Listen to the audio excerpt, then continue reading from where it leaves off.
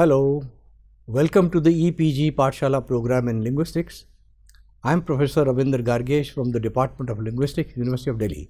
The fifth module on linguistic stylistics is on style features, and we will focus on some style features which are phonological in nature. So we will focus on features of sound, that is the level of phonology, style features level of phonology. And within this, we will focus on rhythm, rhyme scheme, a word about stanza forms, onomatopoeia, alliteration, assonance, consonance. These would be the main things that we will talk about. And the main objective is to give you an idea about style features as they occur in texts, particularly poetry, because sound is important to poetry. And rhythm is very important for poetry. And we should know what rhythm is. Generally, rhythm is left out in analysis in classes. In many classes of literature, poetic rhythms are not taught. Because unless you bring linguistics into it, rhythms cannot be explained. And of course, we will explain other concepts also like rhyme, onomatopoeia, alliteration, assonance, these kind of figures. Study of literary style assumes that the elements of style perceived by readers are significant linguistic combinations. And these combinations operate covertly to generate artistic or aesthetic meanings. So there's a covert process going on. And these are you can call them devices. The Russian formalists call them devices. So did the Prague scholars call them devices. We could call them by whatever name, but these are the configurations that take place. They're important configurations, patterns which are identified, and they become stylistic because they lead to some sense. They convey sense. Now within this, we need to look at not only the style features but their interrelations. Now, how do we study a text? How do we study language? We study language by looking at its various levels of organization. We have the level of phonology, we have the level of lexicon, we have the level of syntax, we have the level of pragmatics, which will include semantics. So these are the kind of levels we break language into these subcomponents and study. So similar thing would be done, similar thing is needed when we study literature. We need to look at the structures in terms of sounds, in terms of words, vocabulary, which will include morphology, and in also syntax, and also the pragmatic or the semantic or the non-literal use of expressions. We will be doing that. And each sign is a kind of a play of signifier. Each sign generates sense. Each sign generates meaning. Each sign contributes to the context also. So this is very important. And within this, we are narrowing down to phonology. We are only going to focus on what kind of structures we find in phonology and how they have to be decoded and what kind of patterns are there.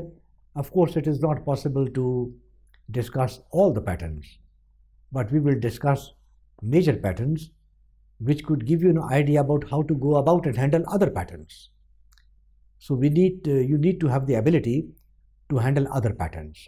So for that, we take these basic things, basic premises, basic constructs, and then how these are tackled, can lead you on to look at other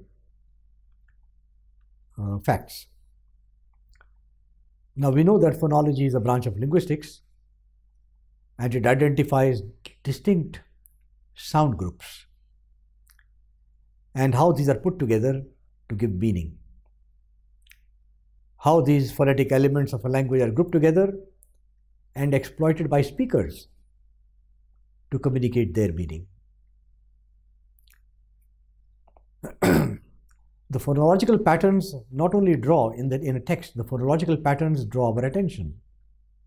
because they appear in a foregrounded manner.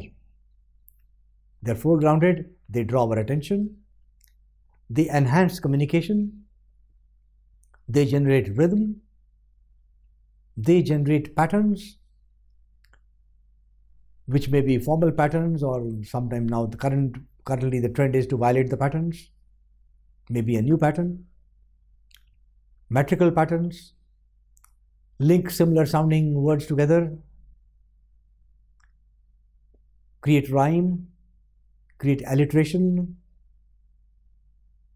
assonance, and all this phenomena. Repetition of sound is behind all these categories. Repetitions of various types. Some deviant forms, some more repetition, extra regularity.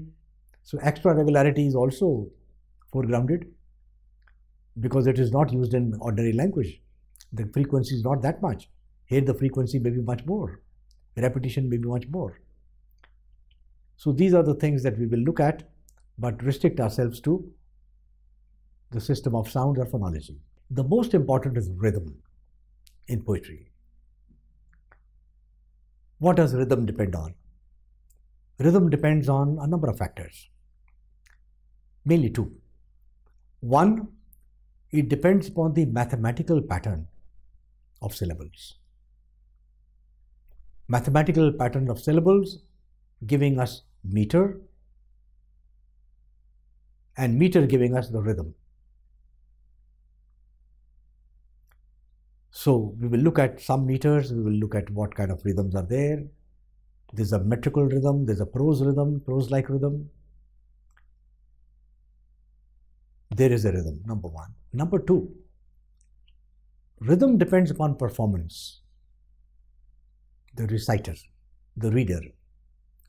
Two readers may read it in a different way, and reading it differently will bring a different interpretation. That's why sounds are very important, because even putting a stress on a different syllable could lead the whole text in another direction. Let me give you one small example.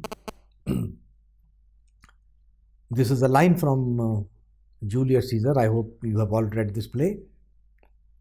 Anyway, but you just listen to the sounds, even if you have not read it. Mark Antony speaks this line. This line can be spoken, recited in two ways. The words are, I'll speak them without the stress patterns, and then with the stress. If you have tears, prepare to shed them now. This is the line. If you have tears, prepare to shed them now. How can this be read? Where is the stress? Here is one way. If you have tears, prepare to shed them now. If you have tears, prepare to shed them now. The stresses are clear. The stress was on you, on tears, on pair, on shed, and on now. Another reading is possible, which is a different reading. We stress not the you, but if we stress the conditional, if you have tears, prepare to shed them now. Now the stress goes to if, and then tears and pair and shed and now. So where is the focus? Is the focus on you? If the focus is on you, the evoked meaning is different. If the focus is on the conditional, then it leads to another sense. And in the context of other neighboring expressions, the meanings will gradually change. So how is the rhythm created? Rhythms gets created by, number one, the patterns of stresses, the meter, and second, the person who recites. So two different persons reciting could recite it in two different ways. And the two different ways would evoke two different significations. So this is very important. In number one, where the stress was on the second syllable and the fourth and the sixth and the eighth and the 10th, this pattern is close to folk singer pattern in English. Whereas the other one, to begin with the stress right at the beginning, is like ordinary speech. It's more closer to ordinary rhythm. But there's irregularity. We'll look at this in greater detail and in the discussion that follows. In the regularity, we have the traditional metrical rhythms. And in rhythms where this traditional element of meter is missing, it is prose-like. It's like ordinary speech. We call it prose rhythm. So poetry can have prose rhythm, poetry can have metrical, it could be a mixture. So much variety is possible. Now, how do we look at this rhythm? What are these patterns? We talk about meter. We talk about meter, chanda in the Indian tradition, meter. Now in the meter is a linguistic phenomenon. Meter is a linguistic phenomena based on the principle of isochrony. Isochrony means equal timeliness, like drum beat, beating of drum at regular intervals. So similarly, the syllables stressed would be at regular intervals. Of course, I would like to just mention in passing that in English is a stress time language. So we take the stresses into account for the rhythm. Unlike Indian languages, which are syllable timed. Our languages are more syllable based. Our timing in poetry in Indian languages is dependent upon syllable weight. Whereas in English, the length of the syllable doesn't matter. It is the stresses, the domain within the stresses that's important. That is what makes it equal. So some meters may have a longer foot. We'll talk about the foot also. And yet it has to be compressed to match the timing of the stress syllables. So rhythm is generated by an English language. So we'll concentrate on the English language for the time being. So meter is based on the principle of equal timedness, recurrence of stresses, isochrony. It is analogous to musical pulse or heartbeat. In poetry, these equivalences are rooted in line. What defines poetry from, let's say, novel or from another drama? It is the concept of the line. All poetry is composed in lines. Dramas can also be poetic. So we'll have lines in drama too, if they're poetic, like Shakespeare's plays. Otherwise, line defines a poem. And it is the line that is the conditioning factor of the rhythm. How should the line be structured? What should be the length of the line? How many syllables in a line? That would give us the meter. The number of syllables, their length, and the placement of stresses and relatively non-stresses. This will give us the meter. So the largest unit of the meter is line, and within the meter, within the line, the minimum unit of articulation is a syllable.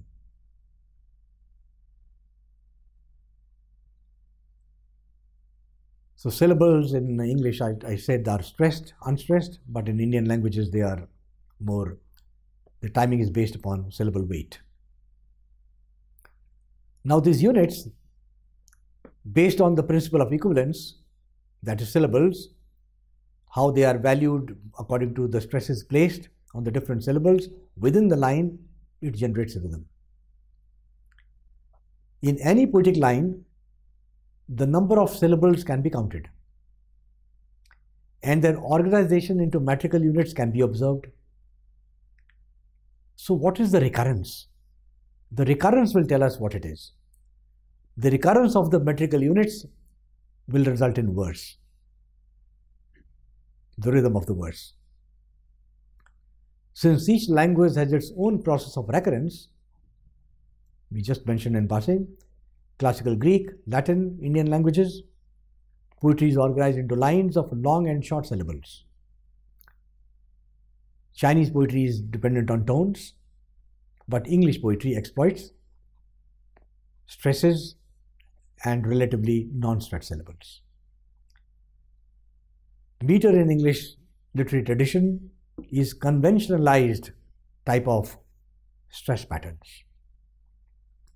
A pattern of stressed and non-stressed syllables, let's not say non-stressed, relatively unstressed syllables in a poetic line. So what are the patterns of stresses and relative non-stresses? Although meter and stress are related, they are not the same. English meter has been viewed in terms of binary feature, stressed, unstressed. There are two, stressed, unstressed.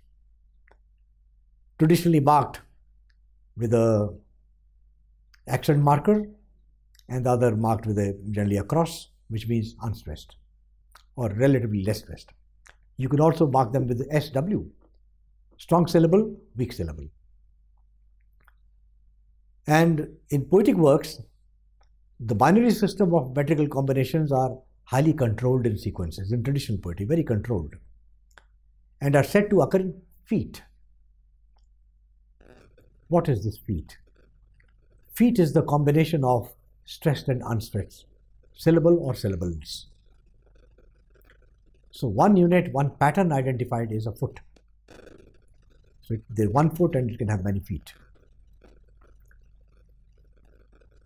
So it depends upon the number of feet occurring in the line.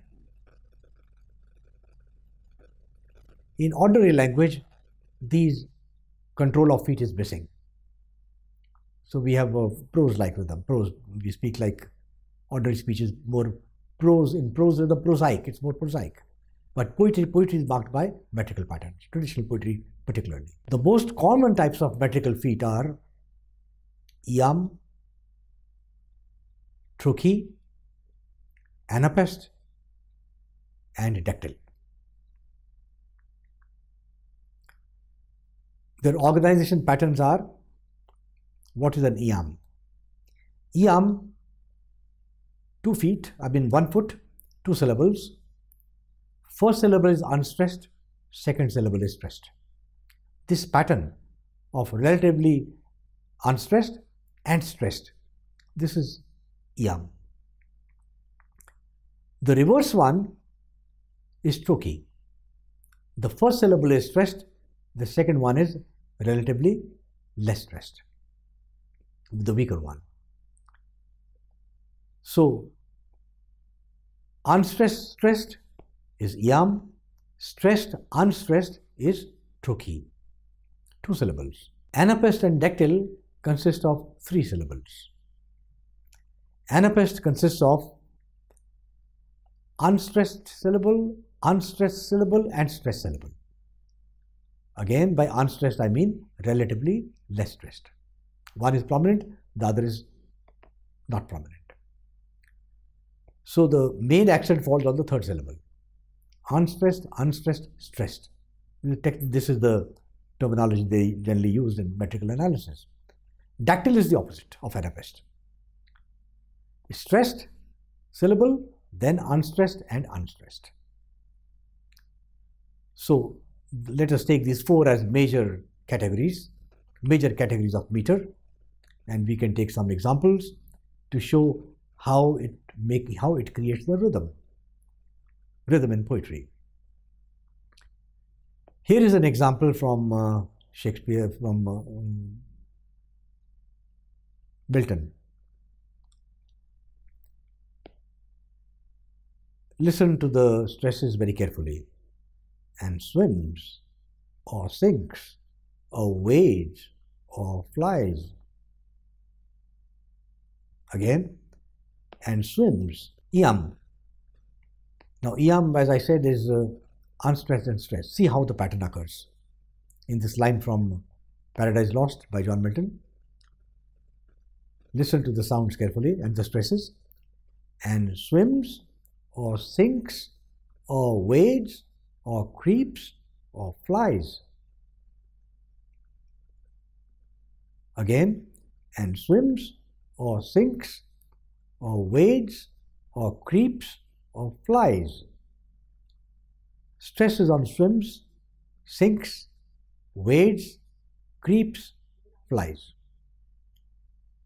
And the non-stressed ones are and, or. The functional words are non-stressed, relatively less stressed. So the dominant pattern is unstressed, stressed, and swims, yum, or sinks, yum, or wades, yum, or creeps, yum, or flies, yum. So we have five feet, and all five are yums. And swims, or sinks, or wades, or creeps, or flies, all five are yums. How many feet are there? 5 pentameter. 5 means pentameter. Anyway, so but here the focus, we are not talking about pentameter, we are talking about yum. So yum is marked by unstressed, stress. And here we have rhythm. And swims, or sinks, or wades, or creeps, or flies. The trochee is the opposite. Here we have the stress occurring in the beginning, and the non-stressed or relatively less stressed follows. Here's a line from Longfellow's poem, The Song of Hiawatha. And before the summer ended stood the maize in all its beauty. And other lines, the lines preceding it, tell us that the first syllable has to be stressed. So we stress the first one. And before the summer ended stood the maize in all its beauty. The focus is and, unstressed is B, trochee. Second one, before is broken into 2 syllables. For metrical feet, the word is not the unit. We look at only sounds. And B is 1 unit, for the is another unit. It's stressed and unstressed, stressed and unstressed. Summer, stressed, unstressed. Ended, stressed, unstressed. Stood the, stressed, unstressed. Mason, stressed, unstressed. All its stressed, unstressed. Beauty, beau, stressed, T, unstressed. So we have trochee, a meter which is trochaic. And the first one was a meter that was iambic. In Anapest, the 3-syllable meter, unstressed, unstressed, stressed. And for all this one little are to thank. Browning's poem, Any Wife to Any Husband. And for all this one little are to thank. All little thank are stressed, and before them the 2 syllables, and for all, and for a relative unstressed, this one little, this one unstressed, are to thank. So we have an Anapest, unstressed, unstressed, stressed. So there is a pattern, and the pattern generates a rhythm. Then we have dactyl, stressed, unstressed, unstressed.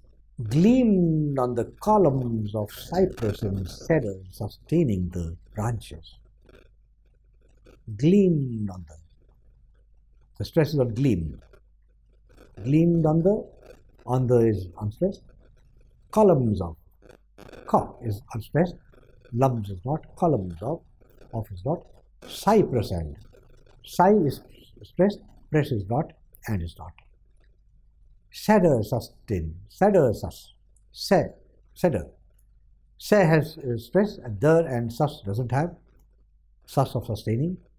And in the remaining one, sustaining the te has the stress, ing doesn't have, the doesn't have. And branches, we have the bra has the stress, and the chis doesn't have. That's not, of course, a dactyl, but the first 3 are dactyls. Gleamed on the columns of cypress and cedar, sustaining the 1, 2, 3, 4, 5. 5 of them are dactyls. So there are rhythms. If you want a slow rhythm, sleepy rhythm, you use Anapest. If you want a rhythm where there's more tragic thing going on, people use trochaic more. The normal one that poets have generally used is iambic. So there are falling rhythms and rising rhythms. Rising rhythms are iamb and Anapest. Falling rhythms are trochee and dactyl. So in all these, we have seen the pattern of stresses. Now another crucial factor is number of accented feet, as I told you. Some have 5, some have 4, some have 3. Dependent upon the number of feet, we name the kind of meter it is. The line can consist of 1 foot, 2 feet, 3, 4, 5, theoretically. But generally we do not find all these kind of feet. Instances of single foot and 4-line foot are very uncommon. A 2-foot line we find, it's called diameter. 3 foot, 3 is trimeter. 4 foot, if we get, is a tetrameter. And 5 is pentameter. Pentameter is 5 feet. So is it iambic pentameter? Is it trochaic pentameter? What kind of pentameter is it? So one, we have the meter, the foot pattern, and the other is the number of feet. So the number of feet and the pattern define the meter. And meter determines what kind of rhythm is fast rhythm, slow rhythm. It determines the rhythm. So to study rhythm, we must know the meter. To know the meter, we must know the feet, and we must know the number of repetitions of the feet, and so on. I give you an example of diameter.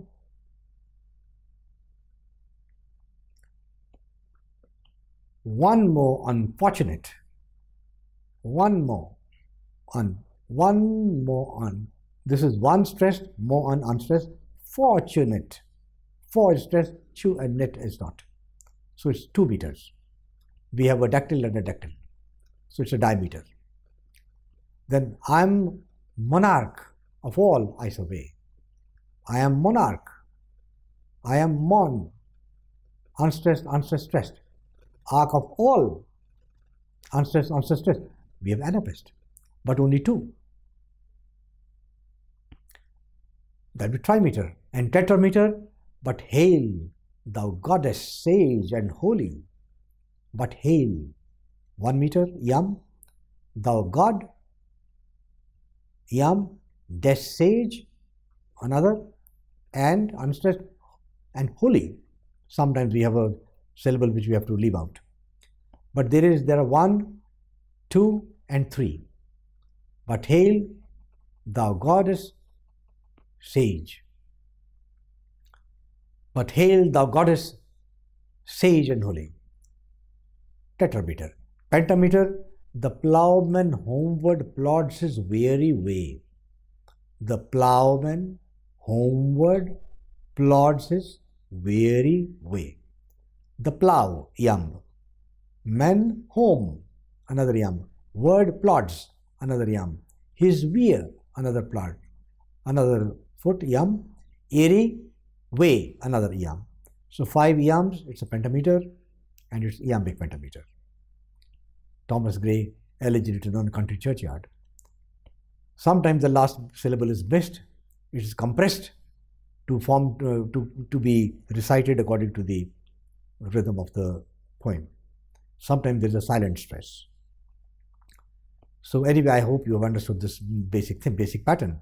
Number of feet in a line and the metrical pattern define the meter. Then we have another one which is called prose rhythm, which is very often found in contemporary poetry. Here within traditional poetry, the grammatical structure in the line is complete, and the grammatical structure is marshaled according to metrical patterns. But in contemporary poetry, this is missing. The grammar overflows the lines. The grammar does not restrict itself to line and it goes out to the other line. The syntax has its own rhythm. Phonology has its own rhythm. They don't coalesce. They don't meet at the same point. Phonology is completed, grammar continues. So this is called a run-on line. Run-on line. So when we have run-on lines, then we have a different problem. We have a tension now between the metrical rhythm and the grammatical rhythm. Earlier the tension was resolved in the traditional Peter. Both of them coincided at the same point. But when it is missing, then the relationship between the two is one of tension. While metrical stress and normal word stress do coincide to a great degree, the binding of word and the syntax and the rhythm, metrical rhythm, it's missing in most contemporary poetry. They generate another kind of rhythm. This complete command of meter over grammar is missing. When this is missing, we have unconventional contemporary poetry, where stress patterns of ordinary language dominate, and the contemporary poetry is free from the stranglehold of traditional poetry. It's more like prose. The rhythms are more, they appear like prose because grammar has its own rhythm and metrical patterns have their own rhythm. They don't coincide. So we cannot sing them up in the same way. So a term has been given prosaic strength by Donald Davy, prosaic strength. And Geoffrey Leach also used it in his introduction to Linguistics of Poetry. He highlights the ascendance of elements of prose in poetry, how elements of prose are more dominant in some poems, in contemporary poems, and where the sentence variety is much more. Metrical patterns are almost, to the maximum extent, they're made meaningless. Sometimes they're made meaningless, sometimes they're there, but syntax is not governed by metrical patterns. So that leads to a generation of rhythm which is more syntactic in a manner, because we cannot stop at line end. The meter stops at line end, grammar doesn't. We have to follow the grammar and read into the second line also. So there is a run on line and the meter is destroyed. So it gives more like a prose-like quality to the rhythmic structure. Also generated by, this is called a counterpoint. Counterpoints are generated. Counterpoint is what? Line end and sentence end do not meet. Line end is metrical, it meets, but syntax doesn't. So this is also called a counterpoint. So when we have counterpoints, then it leads to prose rhythm. Another word that people have used is enjambment. Enjambment is run on lines. I'll give you an example, but let me first give you a very small example. Sometimes enjambment or break of a line occurs even at the morpheme level. For example, in the first line, the line ends with the hay, and the second line begins with fields. The word is hayfields. So we can't say the hay and then fields. We have to say the hayfields. So our recitation is not restricted by line end. Similarly, another example, the kingdom. In Hopkins' poem, Kingdom. The king is at the end of the line 1 and dum begins the second line. So kingdom is a word, one word, but broken into two. We can't, when we recite the poem, we can't say the king and then we stop and then say dum. We can't do that. We have to say the kingdom. So the rhythm, metrical rhythm is broken. And so syntax has its rhythm, and that gives us more a prose-like rhythm. But sometimes there is regularity, but regularity may not be metrical. The regularity may be morphological. Here is an example from, very famous example from T.S. Eliot's The Wasteland. The opening lines, April is the cruelest month, breeding lilacs out of red land, mixing memory and desire, stirring dull roots with spring rain. Winter kept us warm, covering earth in forgetful snow, feeding a little life with dry tubers. Now, what do you find in this line? If you look at the line in the written text, the line is April is the cruelest month, comma, breeding. Line is finished. Second line is lilacs out of dead land. If we look at the grammar, April is the cruelest month is one expression. Breeding lilacs out of dead land is another expression. So while the poet has ended the line with breeding, but lilacs come in the second line, we cannot stop at breeding. We have to read breeding lilacs out of dead land. So the meter is broken. It gives more prose-like sense. So similar thing we find in the other lines also. One line is, and it begins with mixing. And in the third line we have memory and desire. The grammatical expression is mixing memory and desire. The line is ended with mixing, memory and desire come in the other one. We can't say mixing and then memory desire separately. We have to speak mixing memory and desire. The meter is broken. Similarly, stirring, end of the line, but we cannot stop there. Stirring dull roots with spring rain. We have to go to the next line. Here with full stop, the syntax and meter comes, they unite.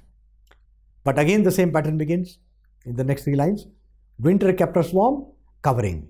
The covering is part of covering earth in forgetful snow. So we cannot stop at covering, we have to move on. It's a run-on line, enjambment. So such features create prose rhythm. Such features create prose rhythm, and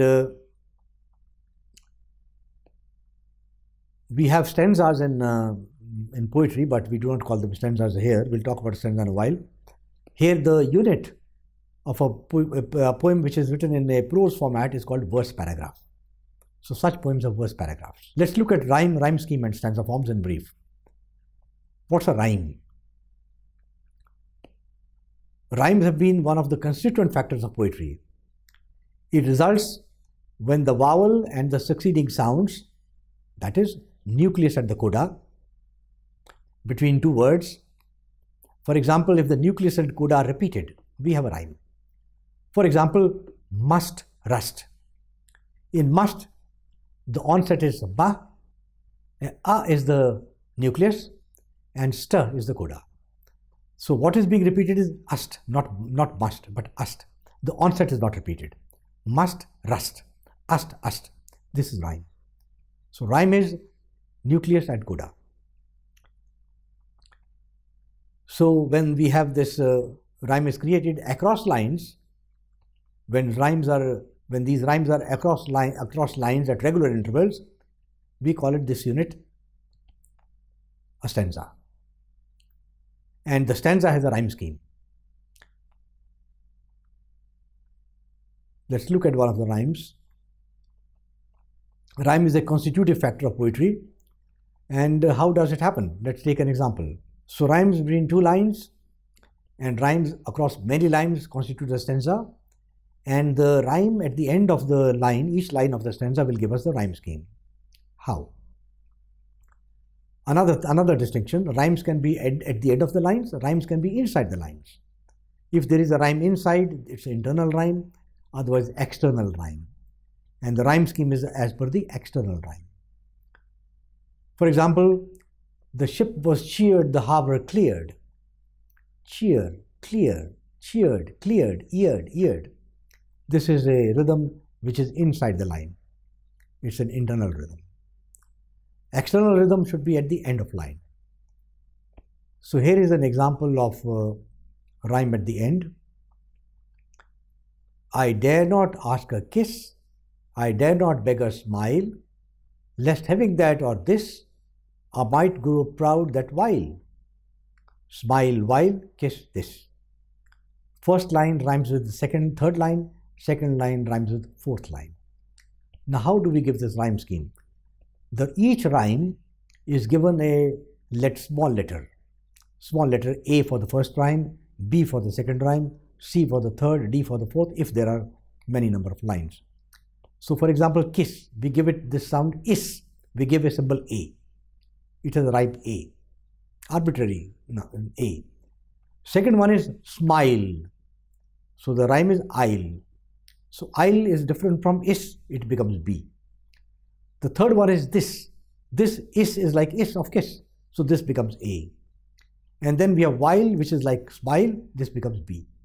So the rhyme scheme of this 4-line stanza is A, B, A, B.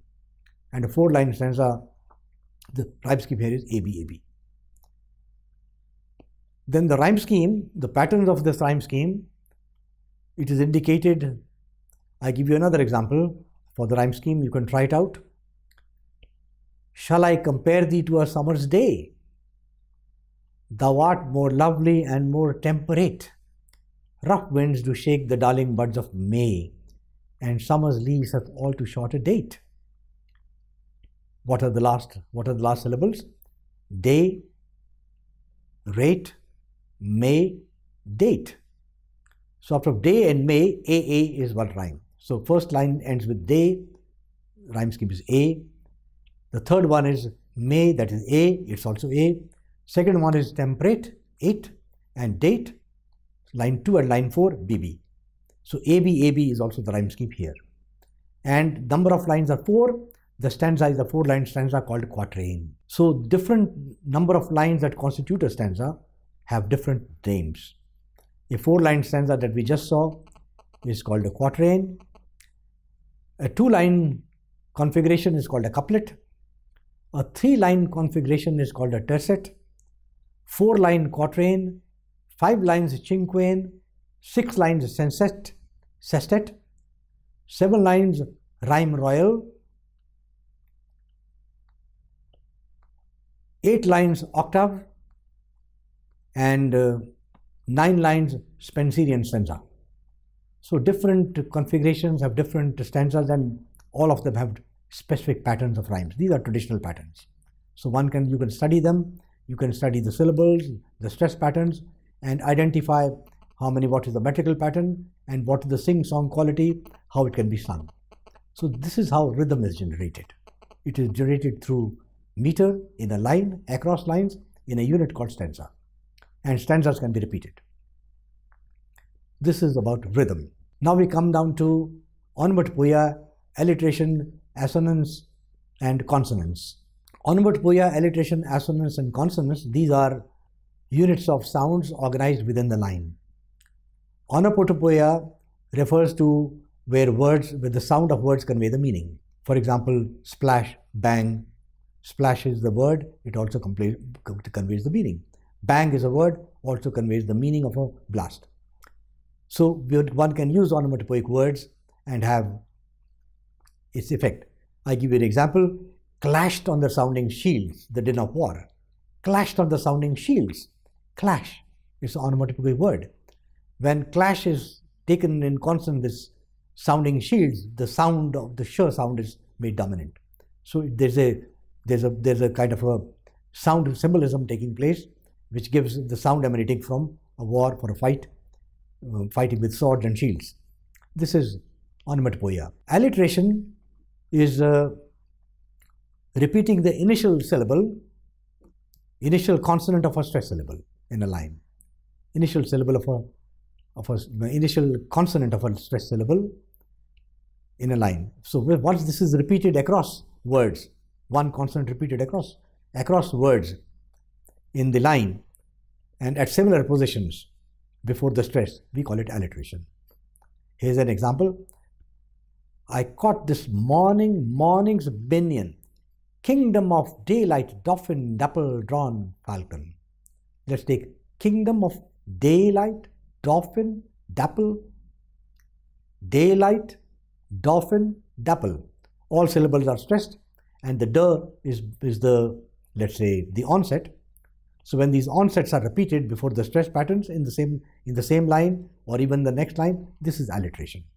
This alliteration leads to musical quality or emphasis. Similarly, there is assonance, where the stressed vowel, stressed nucleus is repeated. Here's an example. Dear babe that sleepest cradled by my side, whose gentle breathings hears in this deep calm. Sleep, breathe, deep, all are stressed, and E, the long vowel, is repeated. So this is assonance. Again, this is for emphasis or musicality. Similarly, consonance is also for musicality. The repetition of consonants at varying positions in the line. Here, the murmurous haunt of flies on summer eves. Murmurous haunt of flies on summer eves. The nasal sounds produce the humming sound of the bees. So the nasal is not a nasal, but it's a sound symbolism for the sound of the bees. So such is the situation where sounds become symbols and give a significance which is more than the sounds. So in this module, we have looked at some phonological features of style, mainly rhythm. Within the rhythm, meter, the order of stressed and non-stressed syllables, constitutes a style feature. Its larger formulation, the whole line meter, is another larger style feature. The rhyme is another style feature. The stanza form, if repeated, becomes another style feature. We have styles within styles. And then we have also prose rhythm, another style feature by breaking the patterns, and then repetition of sounds at regular intervals within the line. Assonance, alliteration, both of them. And then onomatopoeia and consonants also, all these are becoming symbols of sounds to convey something else.